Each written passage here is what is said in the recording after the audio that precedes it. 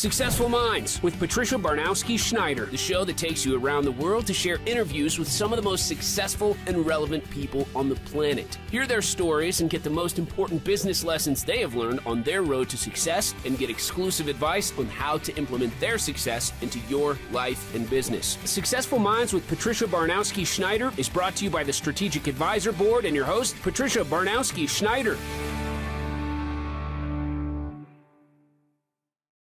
Hey, are you looking to scale your business from 5 figures to 6 figures or 6 figures to 7 figures? If you are, I have the perfect thing for you. What I want you to do today is I want you to go download a book. This book is going to take you through my 3-pillar system. It's 100% free. All you have to do is go to growfast.cash. I say again, go to growfast.cash and you're going to be able to download my free international best-selling book, which is called Be Good, Be Brief, Be Gone. You can take that book. It's going to help you scale your business to the next level. Again, go download it. Be good, be brief, be gone. Growfast.cash. I say again, growfast.cash. Enjoy. Hello and welcome back to Successful Minds. I'm your host, Patty Barnowski-Schneider. Today I'm joined by Matthew Sanjari. So welcome, Matthew. Tell us a little bit about yourself. Hey, thanks for having me today. My pleasure. So I'm a business coach and strategic consultant. I like to tell people I fell into this line of work by accident. Been doing it about 1.5 years now, and I absolutely love it. But my background has been in people development and just being a serial entrepreneur. So I worked as a pastor for over 14 years. Wow. Absolutely love that. And at the same time, I built a marketing business that I had a successful exit from about 2 years ago now almost. So wow. Lots on the go always. Lots on the go. Jack of trades. That's good. So now, can you take us back to 2012 and share what personal insights you gained from your near-death experience that later influenced your approach to business? Yeah, honestly, that moment really changed my life in so many ways. In the beginning, I didn't think it was very good. I'll be honest with you. There was a lot of pain, a lot of heartbreak. You know, even today, 12 years later, I'm kind of navigating some health things that are, we'd say, the after effects of that. But what that really taught me, you know, I'm an A-type. I'm one of those guys. I'm like, hey, let's go 100 miles a minute. Let's absolutely just start 10 million things. And so what the accident really did is it taught me to slow down. It actually taught me what it looked like to build a business and to actually build a functional team. I had always been really good from a leadership level at gathering people and influencing people, but I always left all the details to everybody else. Mm-hmm. And I found myself about 1 year post-accident, about 1.5 years post-accident, unemployed, no job, didn't know if anyone would ever hire me again. Didn't matter how charismatic I was, how funny I was in interviews. You know, I was sitting there and grasping at straws, thinking, you know, with my headaches and my injuries, who's going to hire me, knowing that I may fall sick for a week at a time. Mm-hmm. And so it forced me down the road of entrepreneurship in a different way. And I started a marketing company. Started to go down that road and, you know, playing off what I said earlier, I always had this theory that if I could just get in the room, I would close the client. We'd be good. You know, I'd have a great conversation. We'd build rapport. And that was true. What I didn't realize is that business is built on so much more than just sales and marketing. Mm-hmm. And so as quickly as I was getting clients, Patty, I was losing them. And it honestly taught me a really, really good lesson about, you know, what it looked like to actually have a strategy, what it looked like to build systems in your business. Mm-hmm. What does it look like to actually delegate and delegate in the true sense of the word, not just hand somebody a task list and hope that they accomplish it.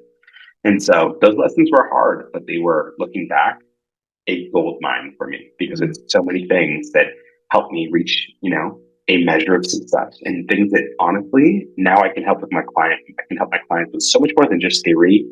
Right? I like to tell people, I'm like, you can go read Principles, okay? You can go read John Maxwell.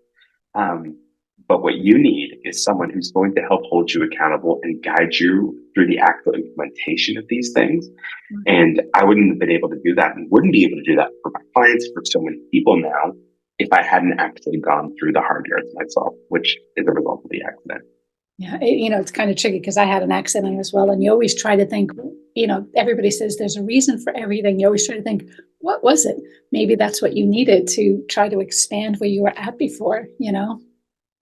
Yeah, totally. And it's so funny. And I don't know if you can relate to this, but in the beginning, whenever anyone said that, I was like, yeah, you know what? You can go screw yourself. Okay. There's no reason why I should have hit two horses and almost died. But while I would have never chosen that path for myself, I look back now and I don't think that I would change anything for the world, because it really forced me to slow down, to consider other aspects, and to really, I would say, build out a holistic version of myself Right. that then impacted my business, my leadership, and everything else. Yeah, it helps put things into perspective. Yeah, good stuff. So now tell us, dealing with chronic pain and depression, it's an enormous challenge. So how did these struggles reshape your philosophy on business and personal growth?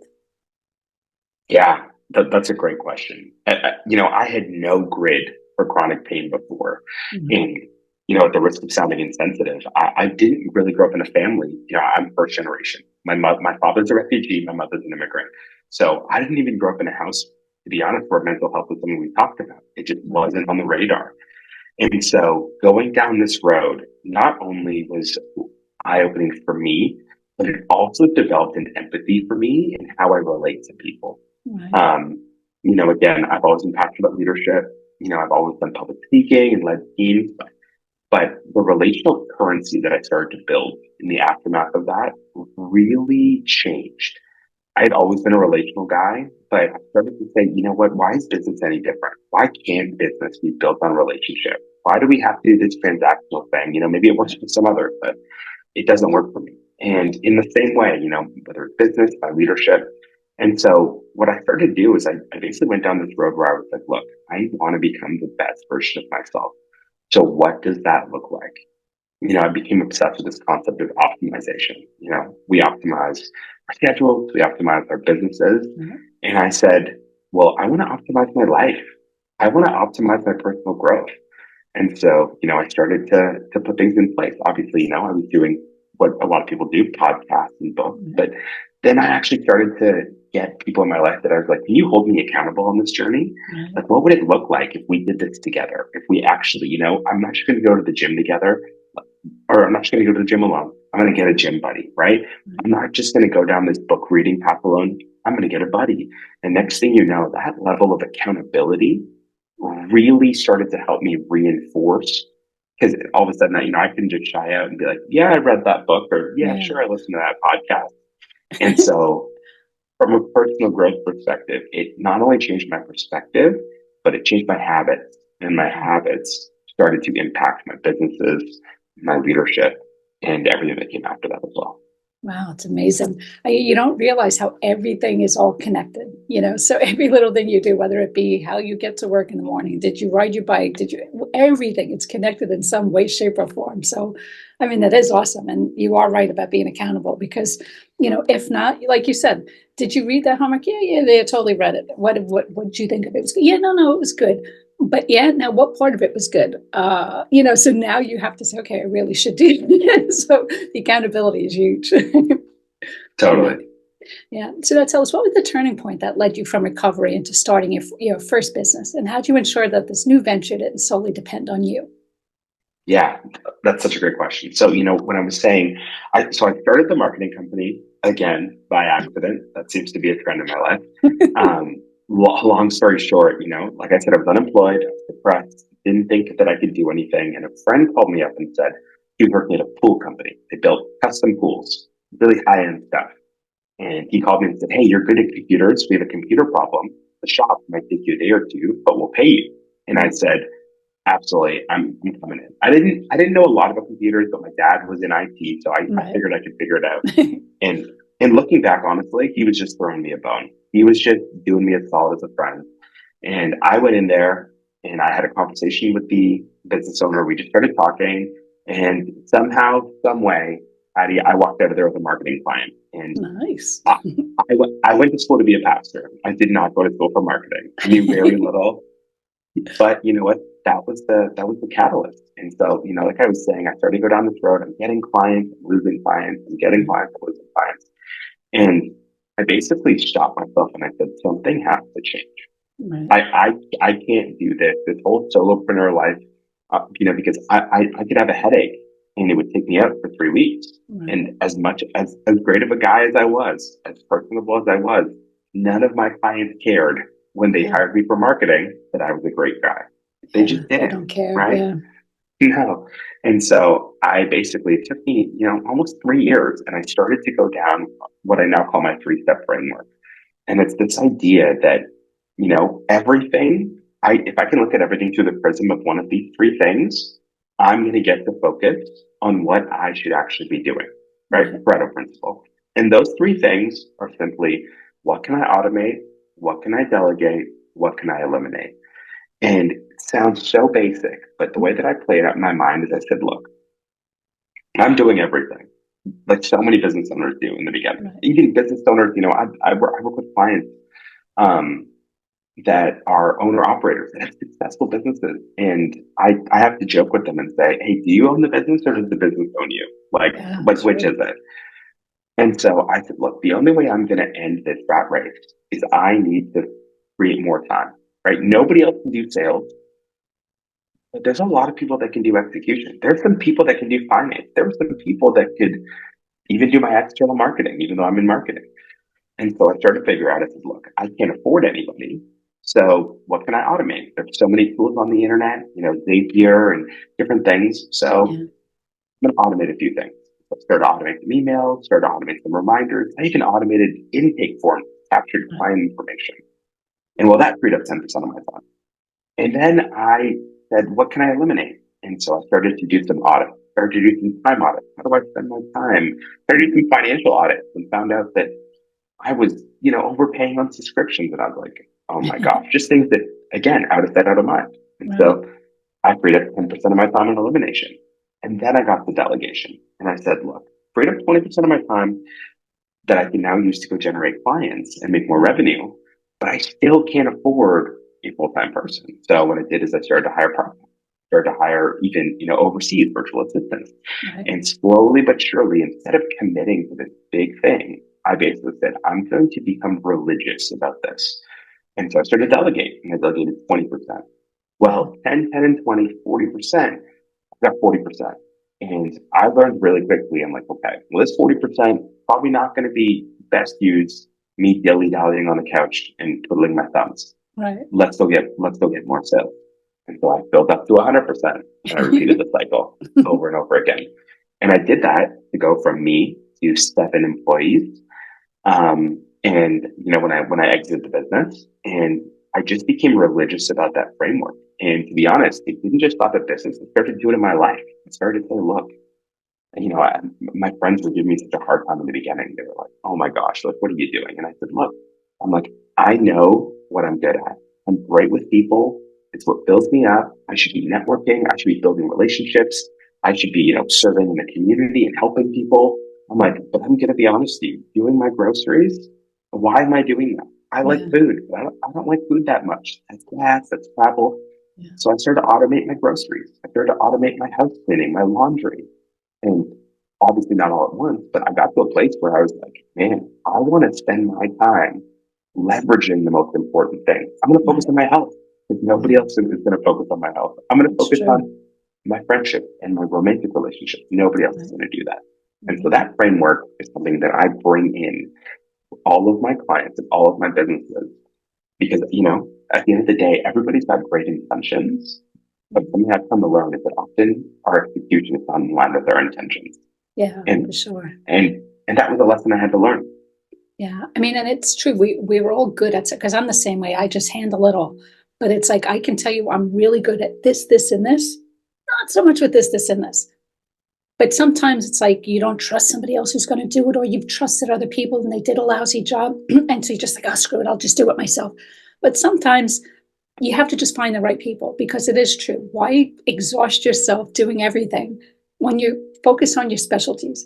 And nowadays with automating so much stuff, it's amazing. And it does relieve a lot of the pressure because, like you said before, getting clients, losing that emotional roller coaster. It's exhausting. It's draining. Better off getting a plan, like you said, have your steps, focus on what you're good at, delegate what you're not, and like hiring people all around. I mean, it's amazing. Nowadays, there's so many options out there, and just take some of the pressure off of you. Well, that's good stuff. Totally. And you know what's funny? If I had $1 for every time someone said, I can't find someone to do it as well as me, I would be a billionaire. I promise you. I hear it all the time. But it's funny because the way that I confront that often is I'll say, yeah, Patty, you're absolutely right. You're probably not going to find anyone that does as well as you. But if you think of your output as 100%, if it takes 100% of your time to get 100% of your output, if someone even just needs 70% of the output and it only costs 20% of your time to set them up, you just gain 50%. And it's just that game of margin, right? And getting people to realize that, where I'm like, hey, you can take them from a 70 to 100 eventually, but are you willing to just potentially let go and willing to look a different way? And luckily enough for me, many people that I work with and have had the privilege of working with recently are open to that. But I understand it because I've been there, right? This idea of, I'm not going to hand my baby to somebody else. Like, are you kidding me? So, I get it. Yeah, no, but I mean, it is true because it takes so much of the burden off of you. So now tell us, how does Prime Consulting differentiate itself in its approach to scaling businesses? What unique strategies do you employ to help entrepreneurs reach their potential? That's great. That's a great question. So I'm a bit of a hybrid. My agency is a bit of a hybrid in that I function as both a business coach and a strategic consultant. So on a business coach, and Patty, full disclosure, I hate using the word coach. I'm like super leery about it. I'm like, there's a million coaches. God knows what most of them do. But I was told this is the best term that describes me, so I'll use it. But, on the business coaching side, I work with the entrepreneurs, the business owners, and the high-performing leaders. And from there, it's a lot of strategy. It's a lot of mindset. It's a lot of getting business owners unstuck, right? Helping them actually remove themselves from the business and get a layer of separation. Right. I love to ask this question. I use this framework all the time. I say, heaven forbid, Patty, if something happened and you were out of your business for 30 days, no contact, no phone, no email, you can't say a word, what would you come back to? And when I ask that question, it's almost always the same. People kind of laugh, a little bit awkward, and then they go, probably nothing much. And I go, well, then you don't have a business, you have a job. Because when you don't show up to your job, you don't get paid. Now, that's okay because we can build you a business. And so it's important on the business coaching side that I work to kind of create that layer of separation. I want people to have boundaries. I want people to be able to take vacations. I want people to be able to spend time with their families if that's what they want. And where I differ is on the strategic consulting side. I also can work with their operators and their management teams to now implement the systems and strategies needed to create that separation. So you're not just getting some mindset and some performance and some great strategy.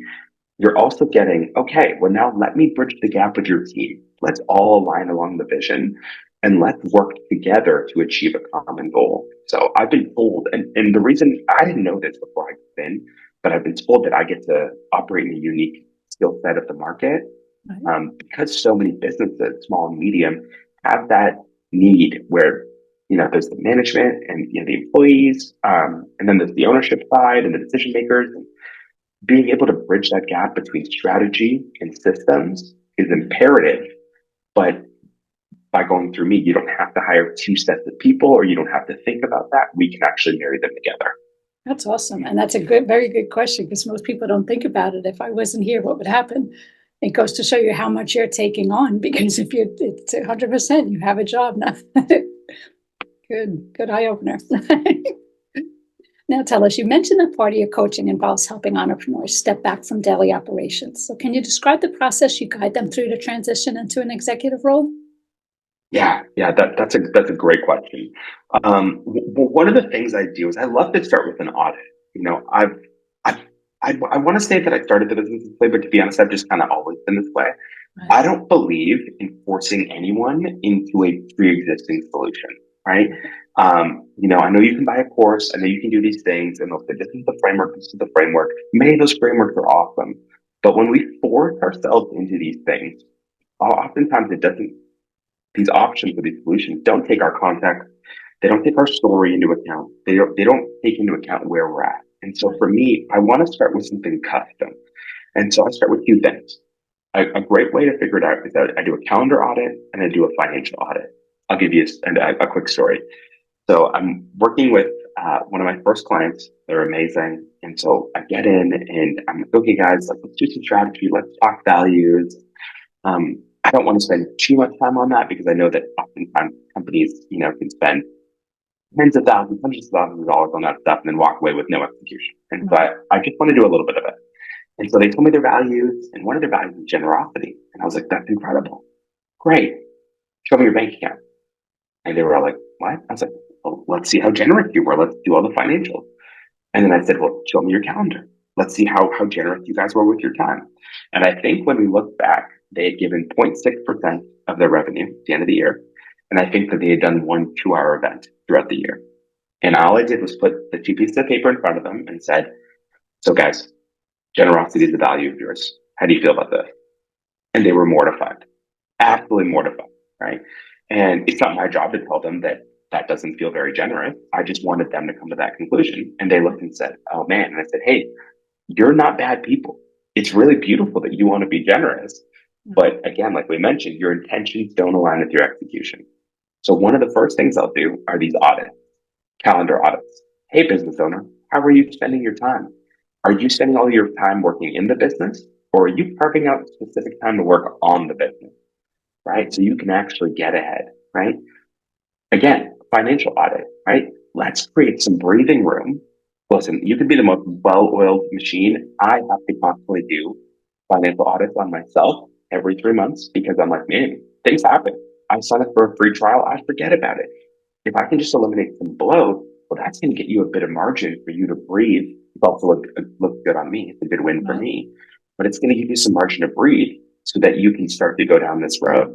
And so if I start with the audits and then we start with that 3-step framework, we can quickly identify some gaps in their schedule, some margin that's going to create some separation. And the goal is always working with them and their team to create a distinct layer of separation. I think something that I've really worked on with teams that I'm sure you've done or you can appreciate.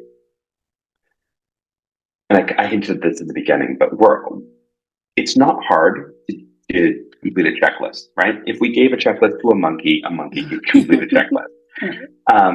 But oftentimes we think that's delegation, right? So business owners and executives will say, hey, I want to get something off my plate. Hey, can you do this? It's really easy to delegate tasks, but tasks with no responsibility equals no ownership. And so what we need to transition to is not just delegating tasks to people, but actually giving them power, delegating responsibility. And the easiest way I can say that is don't do, hey, do this. Do, hey, this is what I'm looking to accomplish. This is how I would do it. I would love to train you if you need it. But at the end of the day, once you're comfortable, the buck stops with you. Are you okay with this? And so what I'm actually doing is I'm empowering people to not just complete checklists, because that actually ends up creating more work for me. If it's done poorly, done wrong, they're going to have a million questions. I'm empowering people to go on a learning journey that is also beneficial for them. And now my delegation, I've created separation, because now unless something goes disastrously wrong, the buck stops with them. They're going to take on that ownership.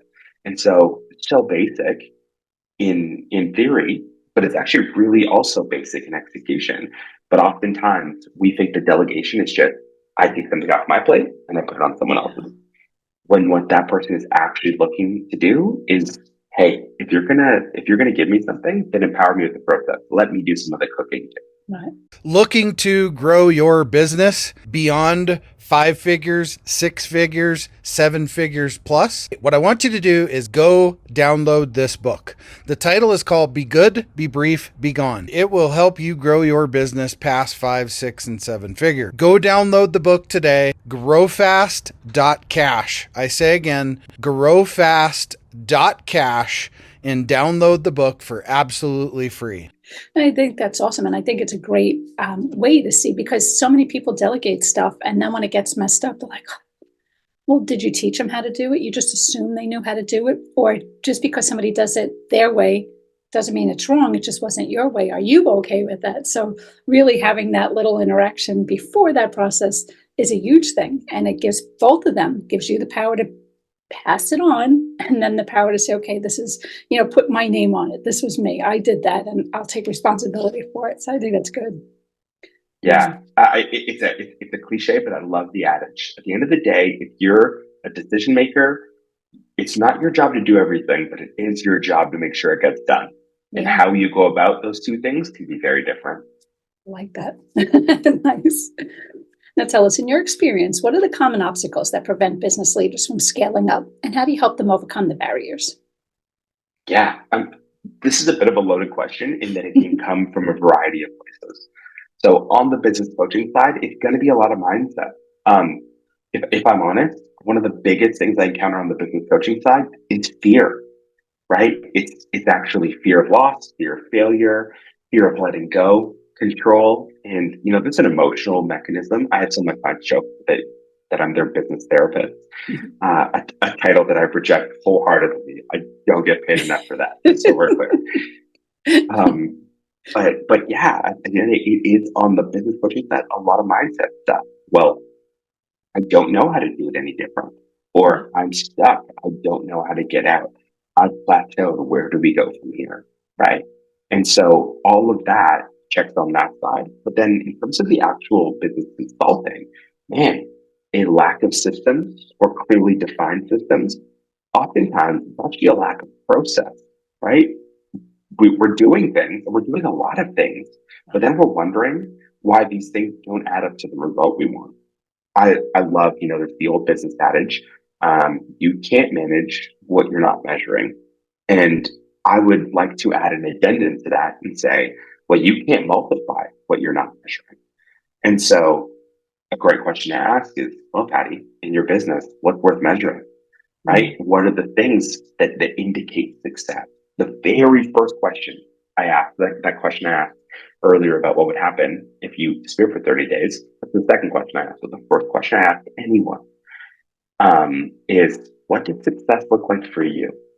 And I have to ask that question, not because it's this great life coach moment and I want you to realize that, right? It's because so many people will say, I want to get to $5 million. And I'm like, that's not success. And they go, what? I'm like, well, that's a goal, right? I'm like, that's great that you want to get there, but that's not what success looks like. And then I'll start to push and they'll say, success for me looks like being able to shut my work phone off at 5 p.m. Success for me looks like, being able to take vacations with my family. Success for me looks like putting a family member on payroll because they're older. And I say, great. That $5 million, if we didn't get what success looks like first, we would have just built the way we're always building and you would have had the same problems. But now we can build the $5 million and create a layer of separation because I know that you want work boundaries. So the goals remain the same, but the definition of success, that changes everything. Now I don't measure success in how quickly we get to 5 million.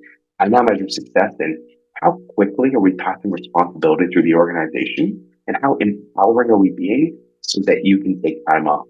For one of my clients, on the dashboard, I literally have days off as a metric. I'm like, you said you want time off, you're not taking it. What's your problem? You need to figure it out. You need to go on a vacation, right? Which is accountability. Which I get is a bit of an oxymoron because you would think as a business consultant, I'm like, no, stay in the office, right? I need to get paid. No, because again, my gauge is relational. I want this to be a long-term thing. Right. And so when you tell me what success actually looks like for you and I push a little bit on that, then I'm going to hold you to that. And so at the end of the day, I think it's really important that we start with that because on the business coaching side and the business consulting side, those can look very different. Right. And so at the end of the day, I've listed a bunch of ways that I help people kind of create that layer of separation. It looks different for everybody, but that's okay because it all starts with what success actually looks like for them.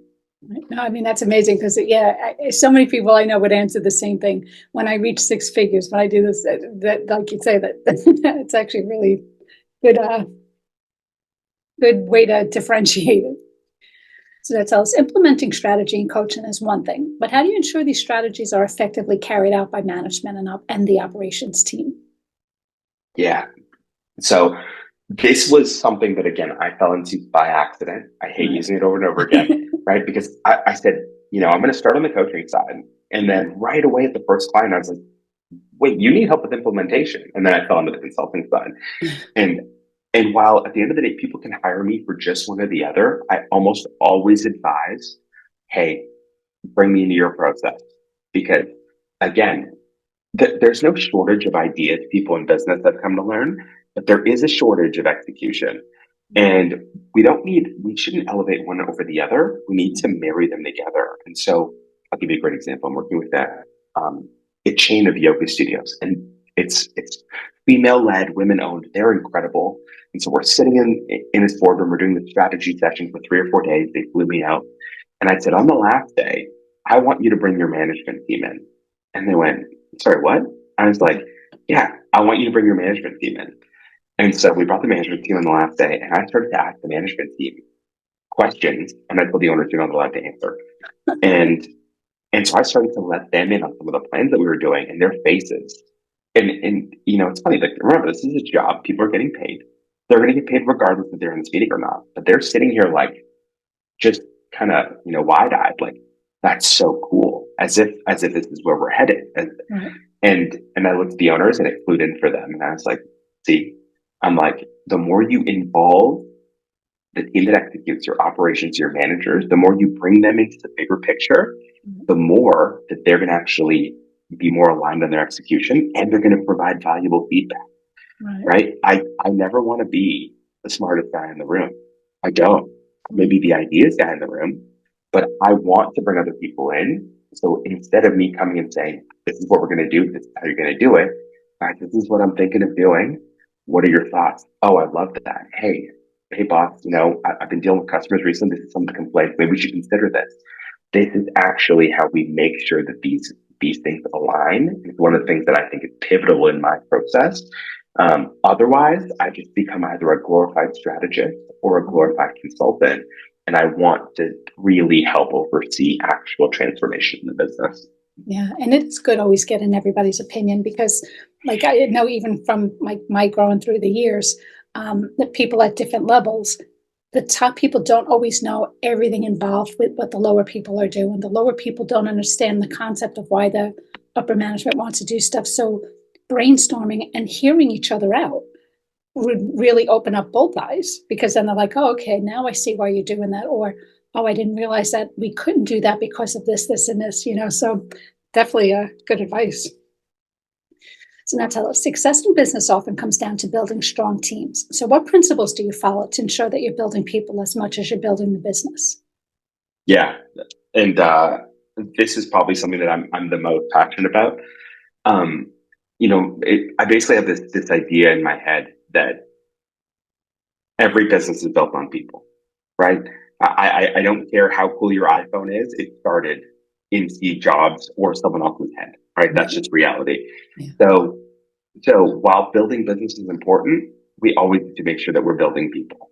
And I think that culture is moving that way in the business world, where people are becoming less expendable, hopefully. But, I'm a big believer that just be relational. I encourage all my clients. I say, you should build out a leadership pipeline. And I get really specific what that looks like, because otherwise people just think it's starting a book of the month club in their business. But one of the easiest ways that I propose it is I say, hey, go identify 4 to 5 people in your business that you think have potential. And when I say potential, I don't mean that are highly skilled. I mean people that show up and have the kind of spirit that you think emulates your culture. Find those people, take them to lunch, take them to coffees, make it a priority to hang out with them, ask their feedback, invite them to things. And it is amazing to see what comes out of that. And you know what? And I set people up with honesty. Some of these people may leave your business. They may never advance. That's okay. You're building into people. You're eventually going to hire people that you're the beneficiary of someone else's work anyway. Right. But more often than not, what I've seen is so many of my clients transition to making internal promotions and hires of people that they actually didn't think were even qualified in the first place. And I'm not kidding. I've seen it over and over. Take a chance, and you don't have to just throw paint at the wall. You can do it in a way where you identify. You're methodical in how you're spending time. You're letting people behind the veil, behind the curtain a little bit, and then you can have honest conversation. But I think you'd be amazed at how people are chomping at the bit. There's always going to be people that are like, "Hey, I'm coming in at 9, leaving at 5." Great. That it is what it is. This is work. But I think you'll be amazed how many people actually want to upskill and level up their relationships within the business world and within your business. And so I think starting a leadership pipeline is great. And of course, if you want to add resources on top of that, books, podcasts, do that. But those things are purely informational, and we need to get relational in how we conduct those things.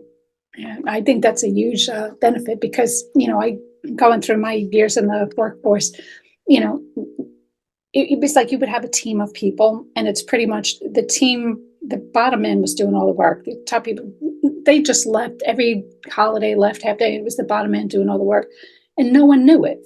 And, I happened to be that bottom end at the time, but I needed the job. I needed the medical. So I just sucked it up, and I worked, weekends and nights and just did what I had to do just to make the job.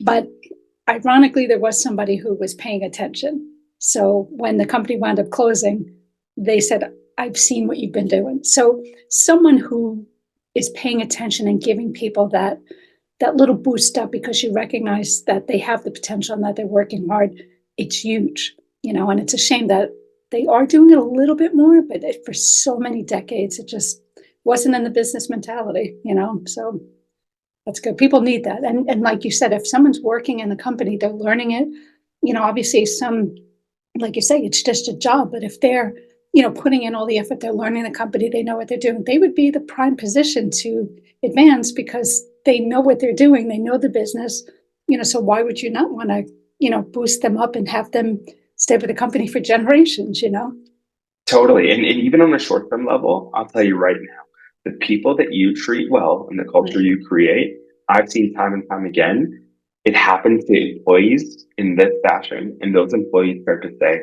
"Hey, boss, I came up with a solution. Hey, business owner, I actually found that we're spending too much money on this. It will actually benefit you," right? That's not why you do it, but it is a large component that can't be dismissed. People who are happy and feel like they are being poured into and built up will start to go to bat for you. Yeah. Well, it's funny. The one job I was at, I actually thought they were so cool. They actually had like breakout rooms, which had like a little miniature golf thing in it, like on the floor. It wasn't anything crazy. They had a little mini bar set up for like after hours. And it was meant because the job was stressful. And it was meant if you're having a hard day, go do miniature golf, go sit there, talk to people. At the end of the day, share a drink with someone. But even though the company wasn't paying phenomenal, you just really felt like you belonged there. And you were part of a family, and people stay there forever. I was there 16 years. You just stay there for a long time because you felt like you belonged in this one family. So if you show appreciation and recognition to your team, like you say, the amount of work that you're going to get out of them because they feel like they belong and that you care about their feelings, good stuff. So that's having a successful exit. It's a significant achievement. So can you talk us through the experience and how it shaped your current business practices? Yeah. Honestly, I never planned for it. I didn't plan for it. I'm not going to use the word accident, but I didn't plan for it. I honestly just got bored. I'm an entrepreneur at heart, and I was like, I made this decision, and I was like, you know what? I want to do this. And one of the things I learned, I had to make a few tweaks, but one of the things I learned is that, going down that road, basically, a prospective owner is really looking at, okay, this is an asset, right? I'm not looking at this as a business. This is an asset, right? If I look at real estate, where's the living room? Where are the bathrooms? How's the plumbing? How's the HVAC? And in business, if those things aren't clearly defined, if I don't have those systems, those structures, those processes, those chains of command, well, it's really hard to place a correct value on my asset if I don't have those things. And so while I went down a lot of those roads simply because it meant I was more efficient and effective, that optimization, um, I took from that as, man, even if you're not interested in an exit, whether you want to go down that road or not, you're going to be a winner if you put the right systems in place. It's either going to help you scale or it's going to help you sell. And so it was so eye opening to me. And again, I didn't have it perfect. There were definitely some tweaks that I had to do. But, this idea that I want my asset to be clearly defined. I want when someone comes into my house for an open house for them to say, hey, when was the roof? Hey, right here, 2028, right? Or whatever in the future. I want that information to just be so clear cut and so transparent. It doesn't have to be perfect. Right. Right? There's always going to be something that someone that finds something. And so in the same way, I think it's really helpful to now help reverse engineer that process. Right. A great way to explain it is, what's your key service or your key product? Me, it's marketing. So, right, for marketing, it's like, okay, from the moment someone's interested in a marketing service to the end where they're a satisfied client, I take a piece of paper and I draw out the entire workflow. Every possible ends. Well, they talk to Patty and then they fill out this form and there's an onboarding and then we execute. And there's 3 layers of that. I get people to draw it out. People say all the time, they're like, well, I'm not a visual person. I'm like, do it anyways, you're paying. and so they draw it out and it's amazing. Because when they draw it out, more often than not, they start to recognize, oh, I forgot this thing. Oh, I forgot this thing. And now they've got a visual. And I start to ask questions. I say, hey, are any of these redundant? Like if I drew, a road from New York to LA, there's a million ways we could go, but what's the most effective? So people start to move things around. They start to place things around. They start to add layers of detail. And I go, okay, this is your workflow. Well, now that we've agreed on a workflow, every single workflow should have a process so that someone can take this and delegate it, right? And so just in doing that and helping business owners walk through systemizing their business, well, now that I have a workflow and I have a process or an SOP, I can scale this thing because I can make tweaks, I can add, I can remove. And the next thing you have the basis to go sell something because you have an asset that's clearly defined. Right. The broker that I worked with told me, he was like, you'd be amazed. There are well-organized businesses that aren't making very much money. They don't have a lot of profit that get sold because they're an attractive asset. And so, I learned a lot from that process. And I think the biggest takeaway is, again, if I was going to buy something, how would I want it to look? What would I want to be in place? Right. So. Yeah, no, it definitely makes sense. And it's things people wouldn't think about, Yeah. So now tell us, looking forward, what emerging trends do you see in business optimization? And how do you plan to integrate these into your consultancy work to continue delivering results for your clients? Yeah, I mean, the obvious one that everyone's obsessing over right now is definitely AI. But I think from an AI perspective, the thing that's interesting is AI can seem really scary. It can seem also really out of reach for a lot of small and medium businesses. But the thing that I'm really leaning into is you don't have to use AI in your business. You actually just need to leverage AI in your process. And what do I mean by that? You don't have to go down the road of replacing waiters with machines that are taking orders for people. But what you can do is you can use AI to power your ads, to power your website, to start a chat bot, to help actually create processes for yourself, to automate ordering. And so you can go down this road. So many tools now of, again, what can I automate? What can I eliminate? What can I delegate? Right? If AI can just help me become 10% more efficient, well, that's 10% more of my time that I'm not spending doing these things or money I'm spending or outflows of any kind. And so I'm really seeing this trend of AI in the greater business world, but I'm finding a lot of small, medium business owners, whether it's out of fear or just not knowing, aren't leveraging it in ways that they could, really, really easy ways, especially in the marketing world, that could be really effective. Just again, I'm not looking for 100%. Can I get 10%? Can I get a single? I don't need a home run. Can I get a single? Yeah, no, I think that's awesome. And it is true. I mean, it's some people are dead set against it. It's here. It's not going anywhere. And it's not necessarily going to replace your job, but it's going to help you with your job. So once people accept that, they'll see there's just so much that it can do, which is great. But now, anything else you want to talk about that we didn't cover, we didn't touch on or anything? No, I honestly, I've just really enjoyed this conversation. I thought it's been Awesome. so great and so natural. Awesome. So tell us now, how could people learn more about you or get in touch with you? Yeah, you can go to my website, consultingbyprime.com, or you can connect with me on LinkedIn, Matthew Sanjari. It'll be in the show notes. Yes. But Matthew Sanjari on LinkedIn. I'd love to connect with people and just have conversations. And so reach out. Awesome. Well, thank you again for being on the show. Again, that was Matthew Sanjari. So thanks for listening to Successful Minds with Patty B. Never miss an episode by subscribing to the channel. So thank you again. Thanks so much for having me. My pleasure.